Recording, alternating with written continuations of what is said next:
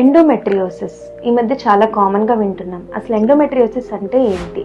గర్భసంచి పొర గర్భసంచి లోపల భాగంలో కాకుండా మనకి ఇతరితర ప్లేసెస్లో డిపాజిట్ అయితే దాన్ని ఎండోమెట్రియోసిస్ అంటాం.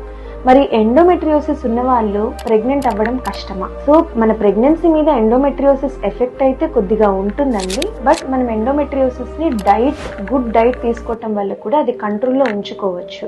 సో ఎలాంటి డైట్ తీసుకోవాలి? So more of anti inflammatory foods prefer చేయాలి మనము. అంటే ఏంటి? మీ డైట్లో కొంచెం జింజర్, పసుపు and berries, walnuts, fruits, fresh green leafy vegetables and ఒక్కొక్కసారి డైరీ ప్రోడక్ట్స్ కూడా లైక్ మిల్క్ కానీ ఇలాంటివి అవి కూడా మనకి ఎండోమెట్రియోసిస్ మీద చాలా బెనిఫిషియల్ ఎఫెక్ట్స్ ఉన్నాయండి. అండ్ మీరు తీసుకుంటే వాల్నట్స్ కూడా మనకి చాలా యూస్ఫుల్ ఉంటుంది. ఇలాంటి డైట్ మీరు మెయింటైన్ చేయటం వల్ల కూడా మీకు ఎండోమెట్రియోసిస్ కంట్రోల్లో ఉంటుంది.